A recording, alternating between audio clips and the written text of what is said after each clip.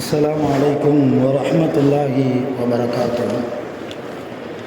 الحمد لله رب العالمين والصلاة والسلام على سيدنا محمد وعلى آله وصحابه أجمعين، أما بعد. أعوذ بالله من الشيطان الرجيم. بسم الله الرحمن الرحيم.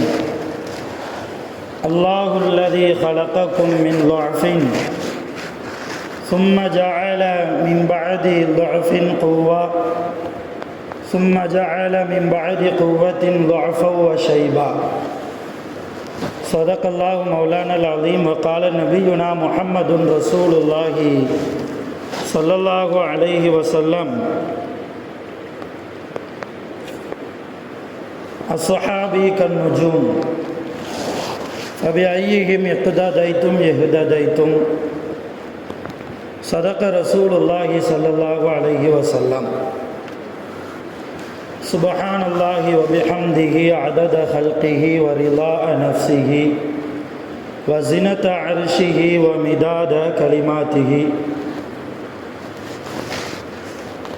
எல்லா புகழும் அல்லாஹ் ஒருவனுக்கே உரித்தாகுக.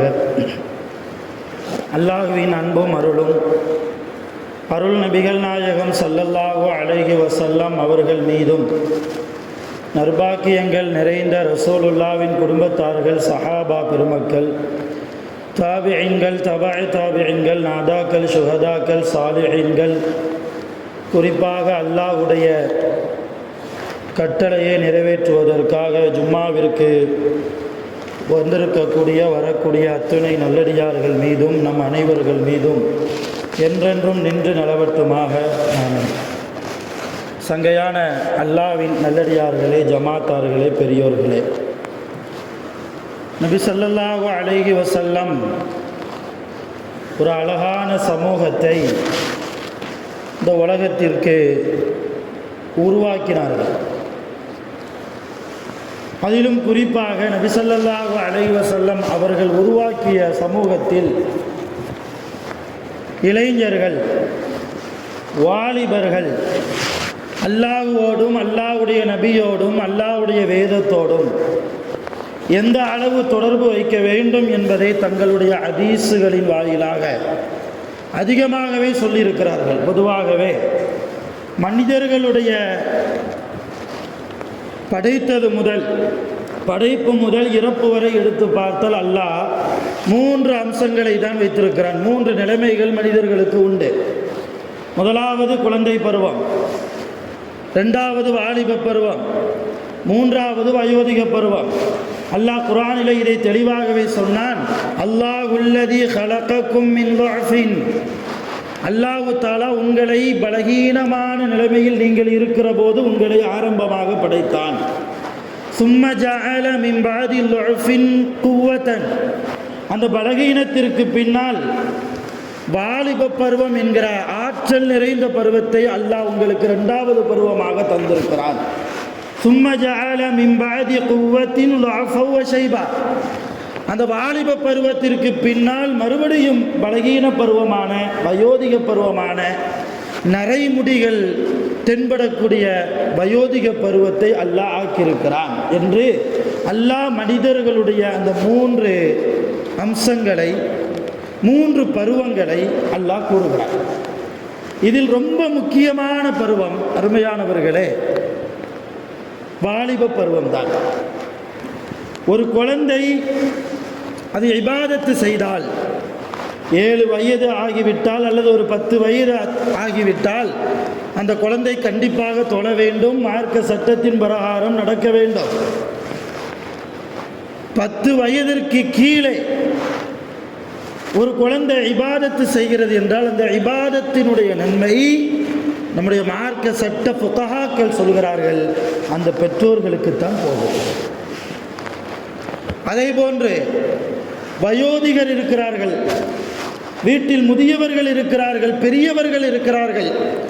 குழந்தை பருவத்தில் இருக்கிற போது அது அடம்பிடிப்பதை பார்த்து எப்படி பெற்றோர்கள் ரசிப்பார்களோ, அது சேட்டை செய்வதை பார்த்து எப்படி பெற்றோர்கள் சில நேரங்களில் பொறுத்து கொண்டு போவார்களோ, அதே போன்று தன்னுடைய பெற்றோர்கள் வயது முதிர்ந்த நிலைமைக்கு போகிற போது சில காரியம் அவர்கள் அடம்பிடிப்பார்கள். அவர்கள் குழந்தைகளை போன்று என்கிறது குர்ஆன்.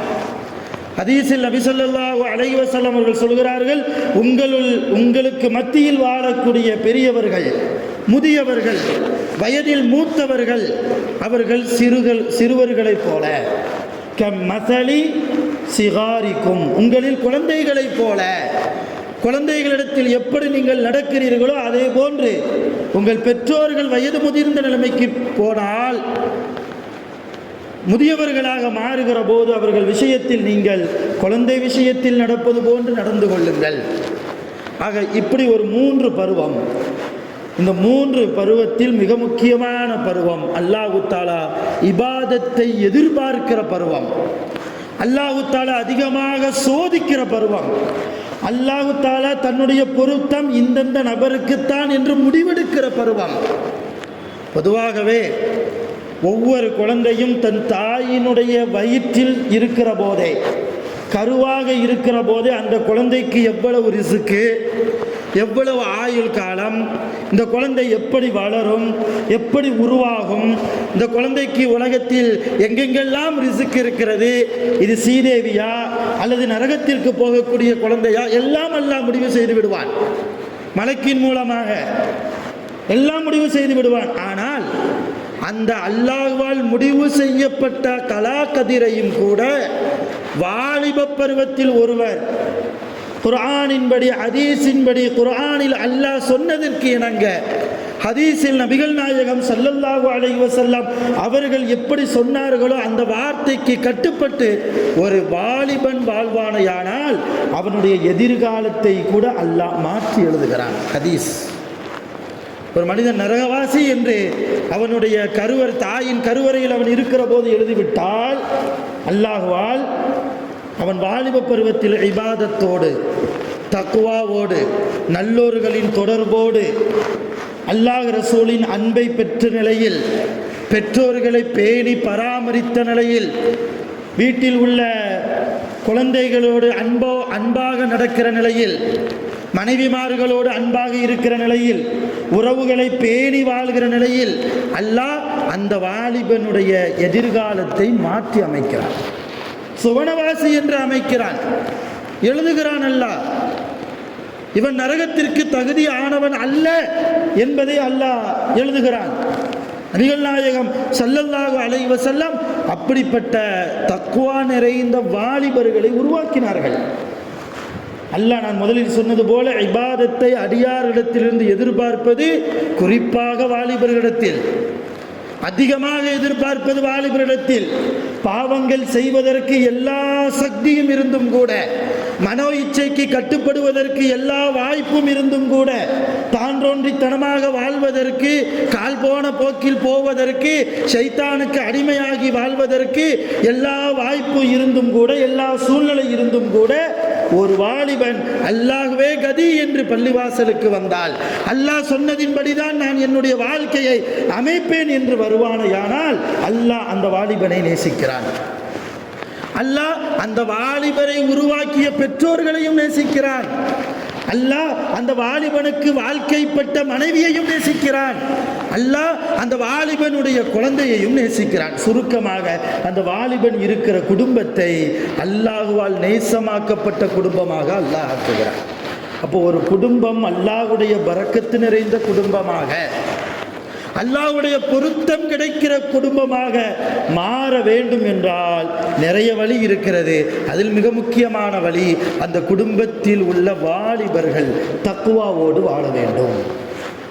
அல்லாஹ் சொன்னதற்கு இணங்க வாழ வேண்டும், குர்ஆன் ஹதீஸின்படி வாழ வேண்டும், மனோ இச்சைக்கு கட்டுப்படாமல் வாழ வேண்டும். ஷைத்தான்களுடைய சூழ்ச்சிகளை காலால் உதறி தள்ளிவிட்டு என் ரப்பு சொன்ன வார்த்தை எனக்கு போதும், என் ஹபீபுடைய வாழ்க்கை எனக்கு முன்மாதிரி இருக்கிறது என்ற கோணத்தில் வாழ்கிற போது அந்த குடும்பம் அல்லாஹுவால் பொருத்தம் பெற்ற குடும்பமாக மாறுகிறது. அருமையான பெருமக்களே, அது போன்ற குடும்பமாக, இது போன்ற வாலிபர்கள் உள்ள குடும்பமாக நம்முடைய வாலிபர்களை நாம் ஆக்க வேண்டும், நம் குடும்பத்தையும் நாம் ஆக்க வேண்டும், கடமைப்பட்டிருக்கிறோம். உலகத்தில் ஒவ்வொரு பெற்றோர்களும் தன் பிள்ளைகளுக்கு மார்க்கத்தை சொல்லிக் கொடுப்பது கடமை. எது ஷரியத், எது மார்க்கம், எது நேரான பாதை, எது தவறான பாதை, எந்த பாதையில் போனால் ஜன்னத்து கிடைக்கும், எந்த பாதையில் போனால் ஜஹன்னம் கிடைக்கும், எந்த பாதையில் ஷைத்தான் இருக்கிறான், எந்த பாதையில் மலக்குகள் வரவேற்கிறார்கள் என்கிற கோணத்தை, பாதையை, அல்லாஹ்வுடைய திருப்தியை அடைகிற வழியை பெற்றோர்கள் ஒவ்வொருவரும் சொல்லிக் கொடுக்க வேண்டும் தங்களுடைய பிள்ளைகளுக்கு. அப்படி சொல்லிக் கொடுக்க தவறிய பெற்றோர்கள், அவர்களுடைய குழந்தைகள் நாளை அல்லாஹ்விடத்தில் சொல்வார்கள், ரப்பனா அரிநல்லதைனி அதல்லானா, அரிநல்லதீன அதல்லானா, ரப்பே எங்களை வழிகெடுத்த எங்களுடைய பெற்றோர்களை எங்களுக்கு நீ காண்பித்து கொடு, எங்கள் காலுக்கு கீழே போட்டு நாங்கள் அவர்களை மிதிக்க வேண்டும். நாங்கள் அவர்களுக்கு பிள்ளைகளாக இருந்தோம், எங்களுக்கு குர்ஆனை சொல்லித்தரவில்லை, எங்களுக்கு ஹதீஸை சொல்லித்தரவில்லை, எங்களுக்கு ஷரியத்தை சொல்லித்தரவில்லை, உன்னுடைய பயத்தை சொல்லி ஊட்டி எங்களை வளர்க்கவில்லை, எங்களை ஹலால் ஹராமை சொல்லி வளர்க்கவில்லை, ஷரியத்தின் தொடர்பில்லாதவர்களாக உலகத்தின் மோகத்தின் பின்னாலேயே எங்களை உருவாக்கிய எங்களுடைய பெற்றோர்கள், அவர்களை எங்களுக்கு நீ காண்பித்து கொடு, எங்கள் காலுக்கு கீழே போட்டு அவர்களை நாங்கள் மிதிக்க வேண்டும் என்று பெற்றோர்களுடைய, அந்த பெற்றோர்களுடைய பிள்ளைகள் நாளை அல்லாஹ்விடத்தில் இப்படி சொல்வார்கள் என்று குர்ஆனிலே அல்லாஹ் சொல்லி காட்டுகிறார். ஆக இப்படிப்பட்ட இக்கட்டான சூழ்நிலை நாளை கியாமத்தில் நமக்கு வாய்த்து விடக்கூடாது என்றால், நாளை நம்முடைய பிள்ளைகளை, எந்த பிள்ளைகளை பார்த்து பார்த்து வளர்த்தோமோ, எந்த பிள்ளைக்கு கஷ்டம் கொடுத்தால் நம்முடைய மனது தாங்காது என்பதற்காக அன்பூட்டி பாராட்டி சீராட்டி நாம் பசியோடு இருந்தாலும் எந்த பிள்ளையினுடைய பசியை போக்கி வளர்த்தோமோ அப்படிப்பட்ட பிள்ளைகள் நாளைக்கு நமக்கு கியாமத்தில் இடைஞ்சலாக வந்துவிடக்கூடாது என்றால், சிரமமாக வந்துவிடக்கூடாது என்றால் அந்த பிள்ளைகளுக்கு தக்வாவை கொடுக்க வேண்டும். ஒரு பெற்றோர் தன் பிள்ளைக்கு வசதி வாய்ப்பு கொடுக்குறாங்களோ இல்லையா, தன் பிள்ளைகளுக்கு தக்வாவை கொடுக்கணும், இஹ்லாஸை கொடுக்கணும், அல்லாஹ்வுடைய பயத்தை கொடுக்க வேண்டும், இபாதத்தின் ஆர்வத்தை மூட்ட வேண்டும், இபாதத்து செய்தால் என்னென்ன கிடைக்கும் என்கிற வெகுமதியை எடுத்து கூற வேண்டும். இபாதத்தின் தொடர்பு இல்லாமல் இருந்தால், குர்ஆனின் தொடர்பு இல்லாமல் இருந்தால், ஷைத்தானியத்தான குணத்தோடு வாழ்ந்தால் என்னென்ன கேடு கிடைக்கும் நாளை கியாமத்தில் என்கிற பயத்தையும் சொல்லிக் கொடுத்து வளர்க்க வேண்டும். அதனால் எவ்வளவு இடைஞ்சல், எவ்வளவு கஷ்டங்கள், சிரமங்கள் அந்த பெற்றோருக்கு வந்தாலும் அல்லாஹ் அதற்கும் அந்த பெற்றோர்களுக்கு கியாமத்தில் மகத்தான கூலியை வைத்திருக்கிறார், மகத்தான கூலியை வைத்திருக்கிறார். அருமையான பெருமக்களே, உலகத்தில் பெற்றோர்கள் பிள்ளைகளுடைய அன்புக்காக இயங்குகிறோம், பிள்ளைகள் பெற்றோர்களுடைய அன்புக்காக இயங்குகிறார்கள். ஒரு கணவன் மனைவியினுடைய அன்புக்காக இயங்குகிறான், ஒரு மனைவி கணவனுடைய அன்புக்காக இயங்குகிறாள், உறவுகளுடைய அன்புக்காக இயங்குகிறோம் இல்லையா, நண்பர்களுடைய அன்புக்காக இயங்குகிறோம். ஆனால் இந்த அன்பெல்லாம் நாளை கியாமத்தில் நமக்கு பலன் கொடுக்குமா? 99% பலன் கொடுக்காது. அதனால தான் அல்லாஹ் சொன்னான், யௌம யஃபிருல் மர்உ மின் அஹீஹி வ உம்மிஹி வ அபீஹி வ ஸாஹிபதிஹி வ பனீஹி. தாய் பிள்ளையை பார்த்து ஓடுவாள், கணவன் மனைவியை பார்த்து ஓடுவான், மனைவி கணவனை பார்த்து ஓடுவாள். காரணம், என்னிடத்தில் இருப்பதோ குறைய நன்மை, இந்த நன்மையும் இவன் வாங்கி விடுவானோ அல்லது இவள் வாங்கி விடுவாளோ என்ற பயத்தோடு ஓடுவாள். உண்மையான அன்பு இருக்குமே, ஆனால் நன்மை எடுத்து கொடுக்கணுமா இல்லையா? என் மனைவியா போயிட்டா உலகத்தில் இருந்தா என் நன்மையை வச்சுக்க கொடுக்கணுமா இல்லையா? ஆனால் யாரும் அப்படி கொடுக்க மாட்டார்கள் என்கிறான் அல்லாஹ். அப்படியானால் இந்த உலகத்தில் வைக்கிற அன்பு நாளை கியாமத்தில் நிரந்தரமானதல்ல, 99% நிரந்தரமானதல்ல. எந்த குடும்பம் ஷரியத்தின் தொடர்போடு வாழ்கிறதோ, எந்த குடும்பம் விட்டு கொடுக்கிற மனப்போக்கோடு வாழ்கிறதோ, எந்த குடும்பம் அல்லாஹ்வுடைய திருப்தி மட்டுமே போதும் என்கிற எண்ணத்தோடு வாழ்கிறதோ, அந்த குடும்பம் நாளை கியாமத்திலும் சொர்க்கத்தில் குடும்பமாக இருப்பார்கள். அதுல 100% தான் அப்படியெல்லாம். மீதி 99% இங்கே வைக்கிற அன்பு உலகத்தோடு முடிந்துவிடும், உலகத்தோடு முடிந்துவிடும். நாளை மறுமை வரையிலும் நீடிக்காது. அப்போ நிரந்தரம் இல்லாத இந்த அன்புக்காக அல்லாஹ்வுடைய அன்பை நாம் ஏற்க மறுக்கிறோம். அல்லாஹ்வுடைய திருப்தியை பற்றி யோசிப்பதற்கு நேரம் இல்லாமல் உலகத்தின் மோகத்தின் பின்னாடி நாம் ஓடிக்கொண்டிருக்கிறோம் என்றால், அருமையான பெருமக்களை, நம்மை விட நஷ்டவாளிகள் யார் என்று கேட்கிறான் அல்லாஹ். வல் அஸ்ர் இன்னல் இன்சான லஃபீ குஸ்ர், காலத்தின் மீது சத்தியம், மனிதர்கள் நஷ்டத்தில் தான் இருக்கிறார்கள். ஈமான் கொண்டவர்களை தவிர, நல்ல அமல்களை செய்தவர்களை தவிர, பொறுமையாக இருந்தவர்களை தவிர, சத்தியத்தில் நிலைத்திருப்பவர்களை தவிர மற்ற எல்லா மனிதர்களும் நஷ்டத்திலே தான் இருக்கிறார்கள். அருமையான பெருமக்களே, அல்லாஹ் சொன்ன நஷ்டவாளிகளாக நாம் மாறுவதா?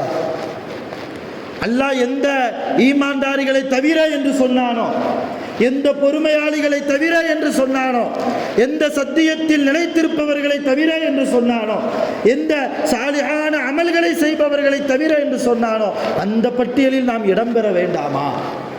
அப்படி இடம்பெற வேண்டும் என்றால் நம்முடைய பிள்ளைகளை, குறிப்பாக வாலிப பருவத்தில் இருக்கிற நம்முடைய பிள்ளைகளுக்கு ஷரீஅத்தை அதிகமாக தர வேண்டும். ஷரீஅத்தின் பிடிப்பை அதிகமாக அவருடைய வாழ்க்கையில் நாம் கொடுக்க வேண்டும். நபி ஸல்லல்லாஹு அலைஹி வஸல்லம் சொல்லுவாங்க, மக்காவில் எதிரிகள் எல்லாம் என்னை பகைத்த போது, என்னுடைய மார்க்கத்தை, அல்லாஹ்வுடைய தீனை மறுத்த போது, என்னை பகைவராக நினைத்த போது, என் வாழ்வாதாரத்திற்கு இடைஞ்சல் கொடுத்த போது, என்னுடைய நிம்மதிக்கும் என்னுடைய சந்தோஷத்திற்கும் ஊர்விக்கும் அளவுக்கு உண்டான எல்லா செயல்களையும் செய்த போது எனக்கு பக்கபலமாக நின்றவர்கள் யார் தெரியுமா? மக்கத்து வாலிபர்கள். ரசூலுல்லாஹி ஸல்லல்லாஹு அலைஹி வஸல்லம், மக்கத்து வாலிபர்கள், மக்காவில் இருந்த வாலிபர்கள் என் மார்க்கத்திற்கு உறுதுணையாக இருந்தார்கள், என்னுடைய நிம்மதிக்கு உறுதுணையாக இருந்தார்கள், என் சந்தோஷத்திற்கு உறுதுணையாக இருந்தார்கள். வாலிபர்கள் தான் ரசூலுல்லாஹி ஸல்லல்லாஹு அலைஹி வஸல்லம் அவர்களுடைய இந்த தீனை பரப்புவதற்கு காரணமாக இருந்தார்கள். அல்லாஹ் அவர்களைத்தான் காரணமாக ஆக்கினான் என்று நபிகள் நாயகம் ஸல்லல்லாஹு அலைஹி வஸல்லம் பல ஹதீஸ்களில் கூறியிருக்கிறார்கள். பல ஹதீஸ்களில் நம் வரலாறு எடுத்து பார்த்தா, பிரபலியமான சஹாபாக்கள், ரொம்ப பிரபலியமான சஹாபாக்கள் வாலிப பருவத்தில் தான் இஸ்லாத்தையே ஈமான் கொண்டார்கள், இஸ்லாத்திற்குள்ளேயே வந்தார்கள். அபூபக்கர் சித்தீக் ரலியல்லாஹ் நபி அவர்களுக்கு உற்ற நண்பர் இல்லையா? குகையிலே, சவுர் குகையிலே நபி அவர்களோடு 2வது மனிதராக இருந்த ஒரு சஹாபி. அல்லாஹ் அந்த அந்தஸ்தை வேறு எந்த சஹாபிக்கும் கொடுக்கவே இல்லை. சவுர் குகையில எதிரிகளை விட்டு ஒதுங்குவதற்காக அந்த குகைக்கு போய் தஞ்சம் புகிற போது, இந்த குகைக்குள்ளே பார்த்தா எல்லா பக்கமும் ஓட்டை, பொந்து பொந்தாக இருந்தது. சையதுனா அபூபக்கர் சித்தீக் ரலியல்லாஹு தன் கையில் வைத்திருந்த துணியை கொஞ்சம் கொஞ்சமாக கிழித்து அந்த ஓட்டையெல்லாம் அடைத்தார்கள். காரணம், அந்த ஓட்டையிலிருந்து எதுவும் விஷஜந்து வெளிவந்துடக்கூடாது, வந்து ரசூலுல்லாவுக்கு எந்த தீங்கும் அதை இழைத்து விடக்கூடாது என்பதற்காக. கடைசியில் பார்த்தா ஒரே ஒரு ஓட்டை மட்டும் கீழே இருக்குது, அந்த ஓட்டையை அடிக்கிறதுக்கு துணி இல்லை. என்ன செஞ்சாங்க? அபூபக்கர் சித்தீக் ரலியல்லாஹு தன் காலை நீட்டி கொண்டு தன் மடியில் முஹம்மது ரசூலுல்லாஹி ஸல்லல்லாஹு அலைஹி வஸல்லம் அவர்களை படுக்க வைத்து, ஓய்வெடுக்க வைத்து, தன்னுடைய காலுடைய கட்டை விரலால் அந்த ஓட்டையை அடைத்தார்கள். அந்த ஓட்டையை அடைத்தார்கள். விளைவு என்ன? அந்த ஓட்டையிலிருந்து வந்த ஒரு விஷஜந்து, வரலாறில் பாம்பு என்றும் எழுதுகிறார்கள், தேல் என்றும் எழுதுகிறார்கள். 2 விதமான ஹதீஸ் இருக்கிறது. அங்கே எதுவோ ஒன்று விஷஜந்து, அது வந்து அபூபக்கர் சித்தீக் ரலியல்லாஹுடைய காலை தீண்ட, அந்த பெருவிரலை கொட்ட, அதனுடைய வலி தாங்க முடியாமல் அந்த நேரத்திலும் தன்னுடைய காலை அசைந்து கொடுக்காமல் எப்படி நீட்டினார்களோ அப்படியே நீட்டி வைத்திருந்த நிலையில் வலி தாங்க முடியவில்லை. கொடூரமான விஷம் நிறைந்த ஏதோ ஒரு விஷஜந்து தாக்கிவிட்டது. காலை அசைத்தால் நபியினுடைய தூக்கம் போகும் என்பதற்காக வலி தாங்க முடியாமல், காலையும் அசைக்க முடியாமல், கதறவும் முடியாமல், சத்தம் போட்டால் வெளியே நிற்கிற எதிரிகள் எல்லாம் பார்த்து விடுவார்கள். வாயையும் கட்டுப்படுத்தி கொண்டு வலியை தாங்கிக் கொண்டு அழுகிறார்கள் அபூபக்கர் சித்திக் ரலியல்லாஹு. அவர்கள் கண்களில் இருந்து வந்த அந்த கண்ணீர் துளி நபி ஸல்லல்லாஹு அலைஹி வஸல்லம் அவருடைய கன்னத்தில் பட ரசூலுல்லாஹ் எழுந்து கேட்டார்கள், லிமாதா தபுக்கீக யா அபூபக்கர், ஓ அபூபக்கரே, எதற்காக அழுகிறீர்கள்? உங்களை அழ வைத்தது எது? அபூபக்கர் சித்திக் ரலியல்லாஹு காலை எடுத்துட்டு அப்பதான் காட்டினாங்க, ஏதோ விஷஜந்து தாக்கி இருக்கிறது. நபி ஸல்லல்லாஹு அலைஹி வஸல்லம் தன்னுடைய முபாரக்கான எச்சிலை எடுத்து அந்த விஷஜந்து தாக்கி அந்த இடத்தில் வைத்தவுடன் அபூபக்கர் சித்திக் ரலியல்லாஹுக்கு அல்லாஹ் ஷிஃபாவை கொடுத்தான். நோய் நிவாரணமானது. அப்போ கேட்டாங்க ரசூலுல்லாஹ், ஒரு விஷஜந்து தாக்கிருச்சு இல்லையா, என்னை எழுப்பியிருக்கலாமே, என்னை எழுப்பியிருக்கலாமே, ஏன் இப்படி தாங்கி கொண்டு இருந்தீர்கள்? அபூபக்கர் சித்திக் ரலியல்லாஹுடைய வார்த்தை, வாயிலிருந்து வந்த வார்த்தை, எவ்வளவு முஹப்பத் வைத்திருந்தால், எவ்வளவு பாசம் வைத்திருந்தால் அது போன்ற காரியத்தை செய்ய தூண்டும். சொன்னாங்க அபூபக்கர் சித்திக் ரலியல்லாஹு, யா ரசூலல்லாஹ், என் காலை நான் அசைத்து விட்டால் உங்கள் தூக்கம் போய்விடுமே, உங்கள் உறக்கம் போய்விடுமே. இதுவல்லவா அன்பு, இதுவல்லவா நிரந்தரமான அன்பு. நாளை கியாமத்தில் நமக்கு ஒரு அன்பு உதவும் என்றால் அது நபிகள் நாயகம் ஸல்லல்லாஹு அலைஹி வஸல்லம் அவர்கள் மீது நாம் வைத்திருக்கிற அன்பு மட்டும்தான். அது அல்லாமல் வேறு எந்த அன்பும் நமக்கு உதவாது. அப்போ அவ்வளவு நெருக்கமான தோழர் அபூபக்கர் சித்திக் ரலியல்லாஹு தஆலா. ஹிஜ்ரத்தின் போது எல்லா சஹாபாக்களையும் போக சொல்லிட்டாங்க ரசூலுல்லாஹ். மக்காவிலிருந்து எல்லாம் புறப்படுங்க, அல்லாஹ் உத்தரவு போட்டான், மதீனாவுக்கு எஸ்ரிபுக்கு போங்க. மதீனாவுக்கு அன்றைக்கு பெயர் எஸ்ரிபு. ரசூலுல்லாஹ் போய் தான் எஸ்ரிபு என்ற பெயரை மதீனத்துல் முனவ்வரா அப்படின்னு மாற்றினாங்க. எஸ்ரிபுக்கு போங்கன்னு எல்லா சஹாபாக்களையும் அனுப்பி வைத்து அபூபக்கர் சித்திக் ரலியல்லாஹு மட்டும் போக சொல்லலை, நீங்கள் இருங்கன்னாங்க. நீங்கள் இருங்க. அபூபக்கர் சித்திக் ரலியல்லாஹு என்ன செஞ்சாங்க தெரியுமா? தொழுது துவா செஞ்சாங்க, அல்லாஹ்விடத்தில் அழுது மன்றாடினார்கள். எதுக்கு? வெறுமனை ஹிஜ்ரத்துக்கு போகணும் என்பதற்காக மட்டுமல்ல, ரசூலுல்லாவோடு நான் போகணும். எல்லோரும் போயிட்டாங்க, குடும்பத்தோடு போயிட்டாங்க, சில பேர் தனியாகவும் போயிருக்கிறாங்க, சில வாலிபர்கள் அப்படியும் போயிருக்காங்க, சில பெரியவர்களும் போயிருக்கிறாங்க, குழந்தைகளும் போயிருக்கிறாங்க. ஆனால் நான் என் ஹபீபு முஹம்மது ரசூலுல்லாவோடு நான் போக வேண்டும். அல்லாஹ் அந்த ஆசையை கபூல் செய்தான். ரசூலுல்லாஹ் வந்தாங்க, வீட்டுக்கு வந்து அபூபக்கர் சித்திக் ரலியல்லாஹுடைய வீட்டுக்குள்ள அஸ்மா ரலியல்லாஹு அன்ஹா அவங்களும் இருக்கிறாங்க. அஸ்மா அம்மா யாரு? அபூபக்கர் சித்திக் ரலியல்லாஹுடைய மூத்த மக அஸ்மா. அவங்களுடைய தங்கச்சி தான் ஆயிஷா ரலியல்லாஹு தஆலா அன்ஹா. அஸ்மா ரலியல்லாஹு அபூபக்கர் சித்திக் ரலியல்லாஹு வீட்டில் இருந்தபோது சொன்னாங்க ரசூலுல்லாஹி ஸல்லல்லாஹு அலைஹி வஸல்லம், அஸ்மா நீ புறப்படு, நீ புறப்படு, உன் தந்தையும் நானும் பின்னால் வருகிறோம், பின்னால் வருகிறோம். இந்த செய்தியை கேட்டதும் அபூபக்கர் சித்திக் ரலியல்லாஹு தஆலா அன்ஹு அவங்க என்ன செஞ்சாங்க தெரியுமா? சஜிதால விழுந்துட்டாங்க, அழுதாங்க, எந்திக்க முடியாமல் அழுதாங்க. யா அல்லாஹ், என் துஆவை கபூல் செய்து விட்டாயே, நபிகள் நாயகத்தோடு முஹம்மது ரசூலுல்லாவோடு அவர்களுக்கு பாதுகாப்பாக இந்த அடிமையை நீ கபூல் செய்தாயே, உனக்கே எல்லா புகழும். சஜிதால விழுந்து அழுதாங்க, ரசூலுல்லாஹ் தூக்கி விட்டாங்க. அந்த அளவு அல்லாஹுவால் துஆ மக்பூலாக்கப்பட்ட சஹாபி அபூபக்கர் சித்திக் ரலியல்லாஹு. அவங்க ஈமானுக்குள் வந்தது 37 வயசுல, வாலிப பருவத்தில். அதே போன்று சையதுனா உமர் இப்னு கத்தாப் ரலியல்லாஹு, இன்னல்லாஹ யன்திகு அலா லிசானி உமர, பல தடவை சொல்லி இருக்கிறேன். அல்லாஹு தஆலா உமர் ரலியல்லாஹுடைய நாவிலே பேசுகிறான் என்று நபி அவர்களால் புகழ்ந்து பாராட்டப்பட்ட சையதுனா உமர் இப்னு கத்தாப் ரலியல்லாஹு 26 வயதிலே ஈமானுக்குள் வந்தார்கள், வாலிப பருவத்தில். நபி ஸல்லல்லாஹு அலைஹி வஸல்லம் அவர்களுடைய 2 பெண் பிள்ளைகளை, ருக்கையா, உம்மு குல்சூம் என்ற 2 பெண்மணிகளை ஒன்றன் பின் ஒன்றாக திருமணம் முடித்த பெருமகனார் ஹஜ்ரத் சையதுனா உஸ்மான் இப்னு அஃபான் தின்னூரைன் என்று அவர்களுக்கு பட்ட பெயர். தின்னூரைன் என்றால் 2 ஒளிகளை உடையவர். அந்த 2 ஒளி யாரு? ஒன்று ருக்கையா அம்மா, இன்னொன்று உம்மு குல்சூம் ரலியல்லாஹு தஆலா அன்ஹுமா. 2 ஒளிகளை உடையவர் என்று ரசூலுல்லாஹ்வால் போற்றி புகழ்ந்து பேசப்பட்ட சையதுனா உஸ்மான் ரலியல்லாஹு ஈமானுடைய பாக்கியம் அவர்களுக்கு கிடைத்தது வாலிப பருவம் 20 வயதில்.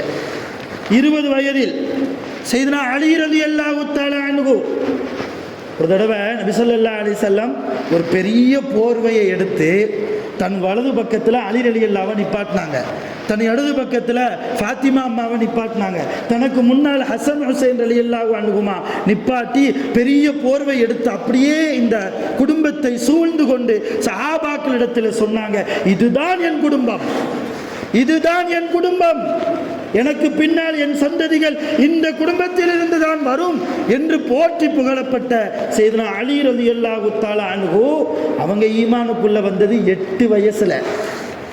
காரணம் அலி ரலியல்லாஹு ரசூலுல்லாஹ் தான் வளர்த்தாங்க, ரசூலுல்லாஹ் தான் வளர்த்தாங்க. ரசூலுல்லாஹ்வுடைய பாட்டனார் அப்துல் முத்தலிப் இறந்ததற்கு பின்னால் அபூ தாலிப் நபி ஸல்லல்லாஹு அலைஹி வஸல்லம் அவர்களை வளர்க்கிற பொறுப்பு எடுத்தாங்க.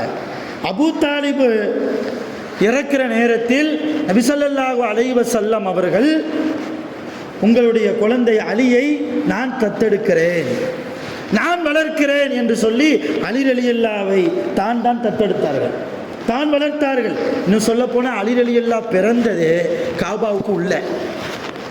காபாவுக்கு உள்ளே பிறந்தார்கள். அலி ரலியல்லாஹுடைய வரலாறு எடுத்து படித்து பார்த்தால் நமக்கு தெரியும். இப்போ அந்த அளவு அலி ரலியல்லாஹுவை வளர்க்கிற பொறுப்பை எடுத்த முஹம்மது ரசூலுல்லாஹ் தன்னுடைய 8 வயசில் ஈமானுக்குள் வந்தார்கள் சையதுனா அலி ரலியல்லாஹு அன்ஹு. அதே போன்று அபூ உபைதத்து இப்னு ஜர்ராஹ், இந்த இஸ்லாத்தினுடைய மிகப்பெரிய குதிரை வீரர் என்று ரசூலுல்லாஹ்வால் போற்றி புகழப்பட்ட அபூ உபைதத்து இப்னு ஜர்ராஹ் ரலியல்லாஹு 32 வயதிலே ஈமானுக்குள் வந்தார்கள். அமீனு ஹாதிஹில் உம்மா, இந்த உம்மத்தினுடைய பொறுப்புதாரி என்று புகழ்ந்து பேசப்பட்டவர்கள் யாரு?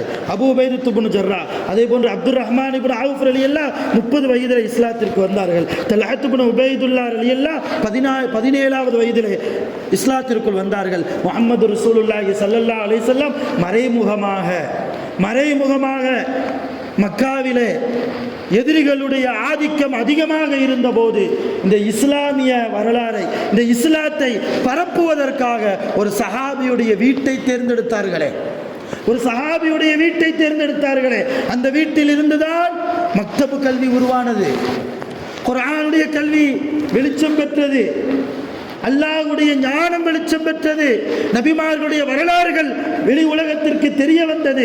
அந்த சஹாபியுடைய வீடு, அந்த சஹாபி யாரு? அர்கம் ரலியல்லாஹு அன்ஹு. அர்கம் ரலியல்லாஹு அன்ஹு தன்னுடைய 11வது வயதிலே இஸ்லாத்திற்குள் வந்தார்கள். அர்கம் ரலியல்லாஹு அன்ஹு. அதே போன்று ஜுபைர் இப்னு அவ்வாம் ரலியல்லாஹு தஆலா அன்ஹு. யார் இந்த ஜுபைர் இப்னு அவ்வாம்? அஸ்மா ரலியல்லாஹுடைய கணவர். அஸ்மா ரலியல்லாஹு யாரு? ஆயிஷா அம்மாவுடைய அக்கா. அப்ப ரசூலுல்லாஹ்வுக்கு என்ன முறை? சகலப்பாடி இல்லையா? அப்படிப்பட்ட ஜுபைர் இப்னு அவ்வாம் ரலியல்லாஹு தஆலா அன்ஹு இஸ்லாத்திற்கு வந்தது 16வது வயதில். இப்படி ஒவ்வொரு பிரபலியமான சஹாபாக்களுடைய இஸ்லாத்தை ஏற்றுக்கொண்ட அந்த பருவத்தை எடுத்து பார்த்தால் வாலிப பருவமாகத்தான் இருக்கிறது. ஆனால் இன்றைக்கு பரிதாபம், வாலிப பருவம் அல்லாஹ்வால் விரும்பக்கூடிய பருவம். இன்னும் சொல்ல போனால் அல்லாஹ்வுடைய விருப்பத்தை தேடக்கூடிய பருவம் வாலிப பருவம். ஷைத்தானுடைய சூழ்ச்சிகள் அதிகமாக இருக்கக்கூடிய பருவம் வாலிப பருவம். ஆனால் இன்றைக்கு வாலிபர்கள் எதை நோக்கி போகிறார்கள்? நம்முடைய வாலிபர் பிள்ளைகளை எதை நோக்கி? பெற்றோர்களாக இருக்கக்கூடிய நாம் அவர்களை செயல்படுத்துகிறோம். குர்ஆனின் படியா, ஹதீஸின் வெளிச்சத்திலா, அல்லது ஷைத்தானியத்தான பாதையிலா? தொழுகையின் தொடர்பில்லாத நிலையில் அல்லாஹ் பாதுகாக்க வேண்டும். உலகத்தில் எந்த மூலையில் இருந்தாலும் தொழுகைக்கு என்று விதிவிலக்கே கிடையாது. நோன்புக்கு விதிவிலக்கு இருக்கிறது. நோயாளியா நோன்பு வைக்க வேண்டாம்.